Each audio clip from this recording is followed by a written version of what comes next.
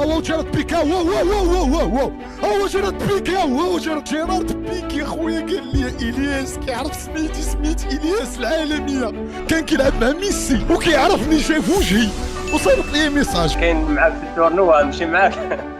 غتكون خرجت لكم واحد اللقطه ديال الياس كيوعد وكيدوي على ولاد الظروف انه غيمشي هذاك، لا ما مشاش هذاك انا ماشي راجل، هذاك لا ما ديتوش، اما لا خرجت لي الفيزا وخرج لي داكشي لا ما ديتوش انا ماشي راجل، حيت هاد الدري عنده حل.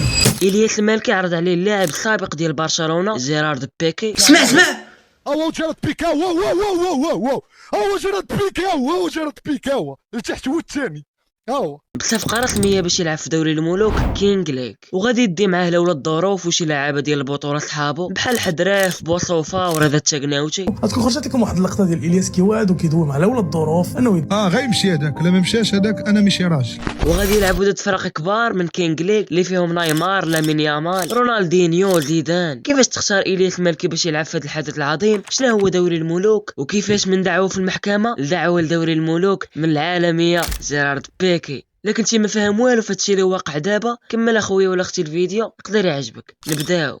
نهار الحد ما كاين حد كان الياس المالكي طالق لايف عادي، حتى جا احسن ميساج من احسن اللاعبين في العالم جيرارد بيكي اللي عنده اكثر من 20 مليون في انستغرام، نجم من نجوم كرة القدم وبالضبط في برشلونة. دابا تخيل معايا خويا ستريمر معروف في المغرب تولي جايه دعوه من برا ومن عند من عند العالميه جيرارد بيكي، من دعوه في المحكمه ديال ديك خونا موندايدرات لدعوه من العالميه دوري الملوك. السؤال اللي غيكون داير في راسك دابا عزيزي المشاهد، كيفاش جيرارد بيكي اختار الياس المالكي بالضبط وعلاش اختارو؟ الياس المالكي ما كيدويوش، بل الارقام ديالو هما اللي كيدويو. دابا لاعب ديال برشلونة السابق بيكي منظم واحد الدوري سميتو دوري الملوك اللي هو بالانجليزيه كينغ ليغ، اللي تيجي فيه ستريمرز واليوتيوبرز المعروفين حتى هما يلعبوا في الدوري ديالو باش يزيد يتعرف. وبيكي بدا تيختار المشاهير اليوتيوبرز والستريمرز وحتى اللاعبين ديال الكره المشهورين باش يلعبوا في الدوري ديالو. دابا كل واحد عيط ليه بيكي جاتو دعوه بحال الياس المالكي، خاصو يقاد فرقه يختار لعابه وعنده الحريه الشخصيه، يقدر يجيب صحابو يلعبوا، خوتو ولاد دربهم، اي واحد تقدر تجيبو يلعب، ما كيهمش اصلا يكون ديجا لاعب او زعما ديجا عنده خبره في الكره. وحيت الياس المالكي مرونها في كيك بالارقام اللي ناضيين ديال بصح وعنده المشاهدات طالعين، بيكي مشى قلب في الاحصائيات ديال كيك ولقى الياس المالكي متصدر الرقم الاول، وصافي دات عنده انستغرام وصيفط ليه داك الميساج. دابا الياس المالكي حتى هو خاصو يقاد فرقه ويجيب لعابه، يختار لوغو، وكما عارفين المالكي الدار الكبيره غيكبر بولاد بلادو وغيدي معاه لولاد الظروف وغيقدر يحقق ليه الحلم ديالو ويلعب ضد اللعابه